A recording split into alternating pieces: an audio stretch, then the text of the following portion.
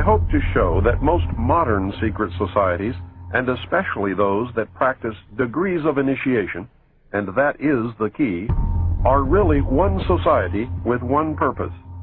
You may call them whatever you wish: the Order of the Quest, the Jason Society, the Roshaniya, the Kabbalah, the Knights Templar, the Knights of Malta, the Knights of Columbus, the Jesuits, the Masons, the ancient and mystical order of Rosicrucians, the Illuminati, the Nazi Party, the Communist Party, the executive members of the Council on Foreign Relations, the Group, the Brotherhood of the Dragon, the Rosicrucians, the Royal Institute of International Affairs, the Trilateral Commission, the Bilderberg Group, the Open Friendly Secret Society of the Vatican, the Russell Trust, the Skull and Bones, the Scroll and Key, the Order.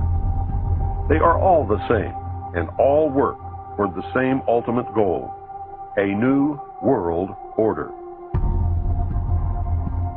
Those who will not use their brains are no better off than those who have no brains. You must accept that you have been cattle, and the ultimate consequence of being cattle, which is slavery, or you must prepare to fight, and if necessary die to preserve your God-given right to freedom. History is replete with whispers of secret societies, accounts of elders or priests who guarded the forbidden knowledge of ancient people, prominent men meeting in secret who directed the course of civilization are recorded in the writings of all people. The oldest is the Brotherhood of the Snake, also called the Brotherhood of the Dragon, and it still exists under many different names. The Brotherhood of the Snake is devoted to guarding the secrets of the ages and to the recognition of Lucifer as the one and only true God. If you do not believe in God, Lucifer, or Satan, you must understand that there are great masses of people who do. I do not believe in racism, but millions do, and their beliefs and actions based upon those beliefs will affect me. It is clear that religion has always played a significant role in the course of these organizations. Communication with a higher source, often divine, is a familiar claim in all but a few. The secrets of these groups are thought to be so profound that only a chosen, well-educated few are able to understand and use them. These men use their special knowledge for the benefit of all mankind. At least, that is what they claim. But how are we to know, since their knowledge and actions have been secret? Fortunately, some of it has become public knowledge. Secret societies mirror many facets of ordinary life. There is always an exclusivity of membership, with the resultant importance attached to being or becoming a member. This is found in all human endeavors, even those which are not secret, such as football teams or country clubs. This exclusivity of membership is actually one of the secret society's most powerful weapons. There is the use of signs, passwords, and other tools. These have always performed valuable functions in man's organizations everywhere. The stated reason, almost always different from the real reason for the society's existence, is important. It can be anything, but is usually fraternal and is found in all pressure groups wherever people congregate. The most potent tool of any secret society is the ritual and myth surrounding initiation. These special binding ceremonies have very deep meaning for the participants. Initiation performs several functions which make up the heart and soul of any true secret society.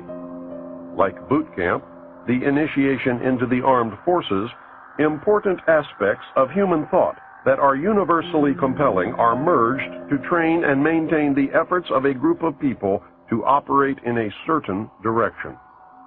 Initiation bonds the members together in mysticism. Neophytes gain knowledge of a secret, giving them special status. The ancient meaning of neophyte is planted anew or reborn. A higher initiation is, in reality, a promotion inspiring loyalty and the desire to move up to the next rung. The goals of the society are reinforced, causing the initiated to act toward those goals in everyday life. That brings about a change in the political and social action of the member. The change is always in the best interest of the goals of the leaders of the secret society. The leaders are called adepts. This can best be illustrated by the soldier trained to follow orders without thinking. The result is often the wounding or death of the soldier for the realization of the commander's goal, which may or may not be good for the overall community. Initiation is a means of rewarding ambitious men who can be trusted. You will notice that the higher the degree of initiation, the fewer the members who possess the degree. This is not because the other members are not ambitious, but because a process of very careful selection is being conducted. A point is reached where no effort is good enough without a pull up by the higher members. Most members never proceed beyond this point and never learn the real secret purpose of the group. The frozen member from that point on serves only as a part of the political power base, as indeed he has always done. You may have guessed by now that initiation is a way to determine who can and cannot be trusted. A method of deciding exactly who is to become an adept may be decided during initiation by asking the candidate to spit upon the Christian cross. If the candidate refuses, the members congratulate him and tell him, "You have made the right choice, as a true adept would never do such a terrible thing." The newly initiated might find it disconcerting, however, that he or she never advances any higher. If instead the candidate spits upon the cross, he or she has demonstrated a knowledge of one of the mysteries and soon will find him or herself a candidate for the next higher level. The mystery is that religion is but a tool to control the masses. Knowledge or wisdom is their only God, through which man himself will become God. Man's desire to be one of the elect is something that no power on earth has been able to lessen, let alone destroy. It is one of the secrets of secret society. It is what gives them a political base and lots of clout. Members often vote the same and give each other preference in daily business, legal, and social activity. It is the deepest desire of many to be able to say, "I belong to the elect." The first secret that one must know to even begin to understand the mysteries is that their members believe that there are but few truly mature minds in the world. They believe that those minds belong exclusively to them. The philosophy that follows is the classic secret society view of humanity. When a person of strong intellect is confronted with a problem which calls for the use of reasoning faculties, they keep their poise and attempt to reach a solution by garnering facts bearing upon the question. On the other hand, those who are immature when confronted by the same problem are overwhelmed. While the former may be said to be qualified to solve the mystery of their own destiny, the latter must be led like a bunch of animals and taught in the simplest language. Like sheep, they are totally dependent upon the shepherd. The able intellect is taught the mysteries and the esoteric spiritual truths. The masses are taught the literal, exoteric interpretations. While the masses worship the five senses, the select few observe, recognizing in the gulf between them the symbolic concretions of great abstract truth. The elect are given knowledge of the mysteries and are illumined, and are thus known as the Illuminati, or the illuminated one, the guardians of the secrets of the ages. 3 early secret societies that can be directly connected to a modern descendant are the cults of Roshaniya, Mithras, and their counterpart, the Builder. They have many things in common with the Freemasons of today, as well as with many other branches of the Illuminati. For instance, common to the Brotherhood are the symbolic rebirth into a new life without going through the portal of death during initiation, reference to the lion, and the grip of the lion's paw in the Master Mason's degree. The 3 degrees, which is the same as the ancient Masonic rites before the many other degrees were added, the ladder of 7 rungs, men only, and the all-seeing eye. Of special interest is the powerful society in Afghanistan in ancient times called the Roshaniya, Illuminated One. There are actually references to this mystical cult going back through history to the House of Wisdom at Cairo. The major tenets of this cult were the abolition of private property, the elimination of religion, the elimination of nation-states, the belief that illumination emanated from the Supreme Being who desired a class of perfect men and women to carry out the organization and direction of the world.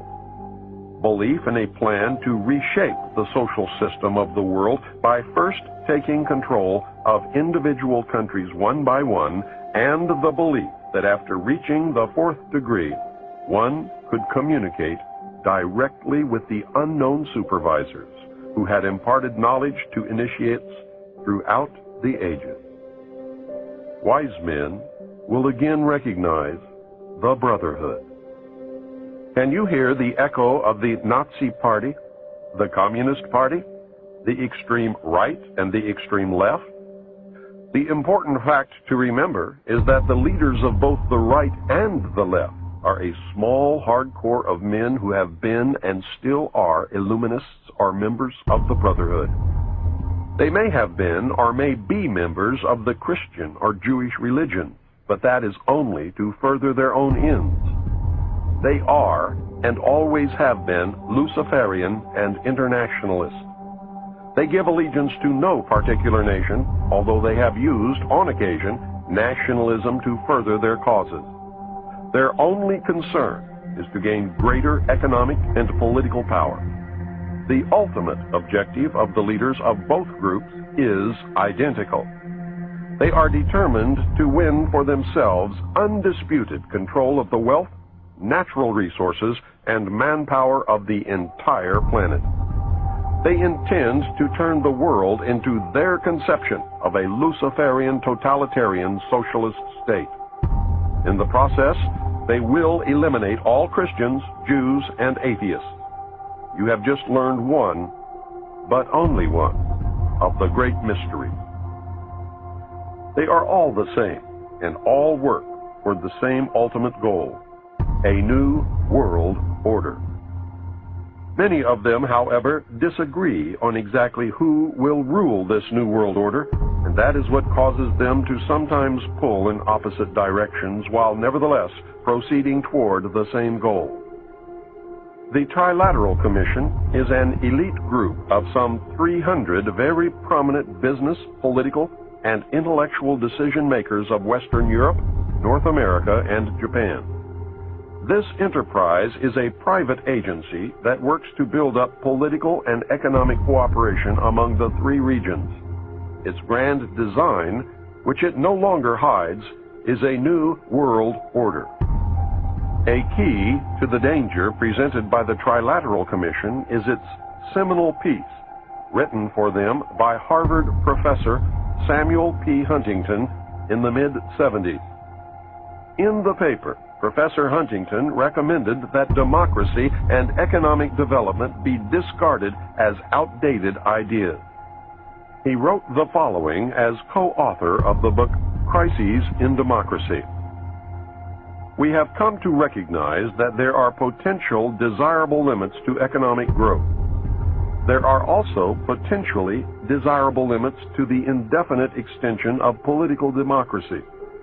A government which lacks authority will have little ability short of cataclysmic crises to impose on its people the sacrifices which may be necessary. Look at the Council on Foreign Relations. Many members, in fact, the majority, never serve on the executive committees.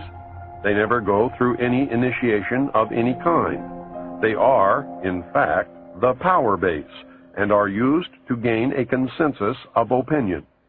The majority are not really members, but are made to feel as if they are. In reality, they are being used and are unwilling or unable to understand.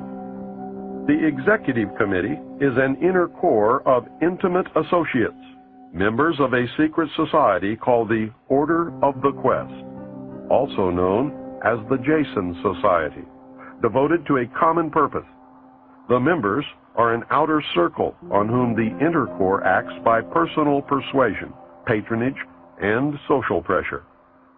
That is how they bought Henry Kissinger. Rockefeller gave Kissinger a grant of $50,000 in the early 50s, a fortune in those days, and made dear old Henry a member of the CFR. Anyone in the outer circle who does not toe the mark is summarily expelled, and the lesson is not lost on those who remain. Do you remember the human desire to be a member of the elect? That is the principle at work. The Council on Foreign Relations has been the foremost plank of America's foreign policy establishment for more than half a century. The Council on Foreign Relations is a private organization of business executives, scholars, and political leaders that studies global problems and plays a key role in developing United States foreign policy. The CFR is one of the most powerful semi-official groups concerned with America's role in international affairs. It is controlled by an elect group of men recruited from the Skull and Bones and the Scroll and Key societies of Harvard and Yale, which are both chapters of a secret branch of the Illuminati known as Chapter 322 of the Order. The members of the Order make up the Executive Committee of the Council on Foreign Relations after undergoing initiation into the Order of the Quest, also known as the Jason Society. The Council on Foreign Relations is an offshoot sister organization to the British Royal Institute of International Affairs. Their goal is a new world order. Although it existed as a dinner club in New York, it did not take on its present power until 1921, when it merged with the Royal Institute of International Affairs and received its financial base from J.P. Morgan, the Carnegie Endowment, the Rockefeller family, and other Wall Street banking interests. The Council on Foreign Relations controls our government. Through the years, its members have infiltrated the entire executive branch, State Department, Justice Department, Central Intelligence Agency, and the top ranks of the military. Every director of the Central Intelligence Agency has been a member of the CFR. Most presidents since Roosevelt have been members. The members of the CFR dominate ownership of the press, and most, if not all, of America's top journalists are members. The CFR does not conform to government policy. The government conforms to CFR policy.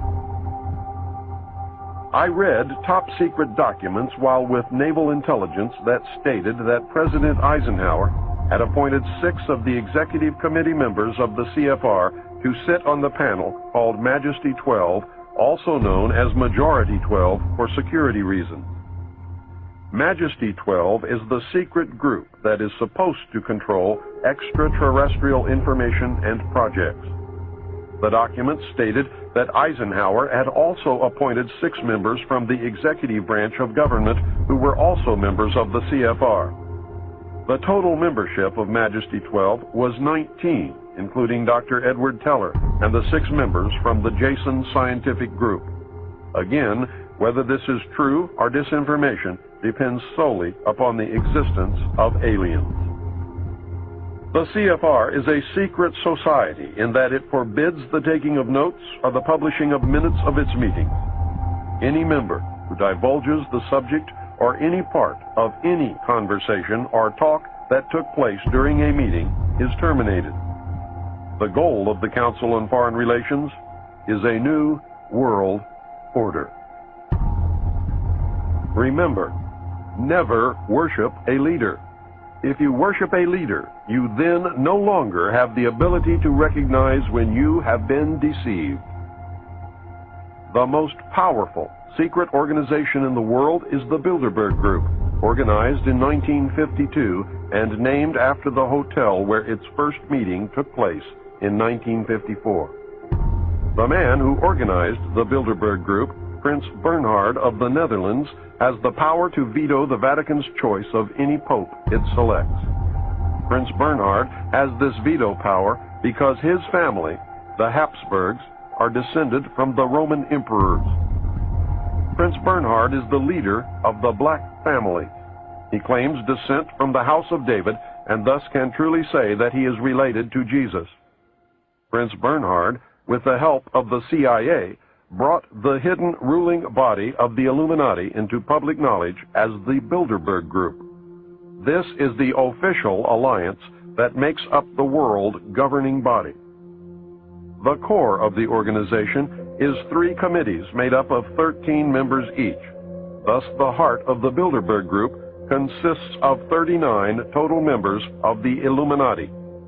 The 3 committees are made up exclusively of members of all the different secret groups that make up the Illuminati, the Freemasons, the Vatican, and the Black nobility. This committee works year-round in offices in Switzerland. It determines who is invited to the annual meeting and what policies and plans will be discussed. Every proposal or plan that has ever been discussed at an annual meeting of the Bilderberg Group has come to pass usually within 1 or 2 years following the meeting. The Bilderberg Group is directing the quiet war that is being waged against us. How can they do it? These are the men who really rule the world. Manly P. Hall, 33rd degree Mason, probably the most renowned expert on these subjects, wrote in his book, The Secret Destiny of America. For more than 3,000 years, secret societies have labored to create the background of knowledge necessary to the establishment of an enlightened democracy among the nations of the world. All have continued, and they still exist, as the Order of the Quest. Men bound by a secret oath to labor in the cause of world democracy decided that in the American colonies they would plan the roots of a new way of life. The Order of the Quest was set up in America before the middle of the 17th century. Franklin spoke for the Order of the Quest, and most of the men who worked with him in the early days of the American Republic were also members. Not only were many of the founders of the United States government Masons, but they received aid from a secret and august body existing in Europe, which helped them to establish this country for a particular purpose known only to the initiated few. The members of the Bilderberg Group are the most powerful financiers, industrialists, statesmen, and intellectuals who get together each year for a private conference on world affairs. The meetings provide an informal, off-the-record opportunity for international leaders to mingle and are notorious for the cloak of secrecy they are held under. The headquarters office is in The Hague in the Netherlands. The goal of the Bilderberg Group is a one-world, totalitarian socialist government and economic system. Take heed, as time is running short. You must understand that secrecy is wrong. The very fact that a meeting is secret tells me that something is going on that I would not approve. Do not ever believe that grown men meet on a regular basis just to put on fancy robes, hold candles, and glad-hand each other. George Bush, when he was initiated into the Skull and Bones, did not lie naked in a coffin with a ribbon tied around his genitalia and yell out the details of all his sexual experiences because it was fun. He had much to gain by accepting initiation into the order, as you can now see. These men meet for important reasons, and their meetings are secret because what goes on during the meetings would not be approved by the community. The very fact that something is secret means there is something to hide. Is the common man really as stupid as the elite seem to believe? If he is, then maybe the average citizen is better off ignorant, being manipulated this way and that whenever the elite deem it necessary. We will discover the answer very quickly when the common man finds that his e-ticket to Fantasyland has just expired. I hope I have shown you the role of secret societies and groups within the world power structure. I hope you can see how these groups gain and keep power. You should have some understanding of how, operating in secrecy and infiltrating every level of government and vital industry, including the press, the elect manipulate the people and nations of the world toward any direction desired.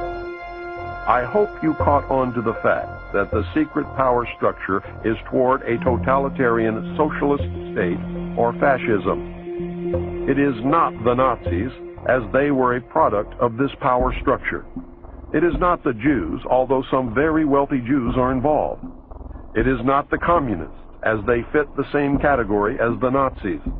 It is not the bankers, but they do play an important role. I also hope that you are beginning to look inside yourself to see if their reality fits. Are you getting the message?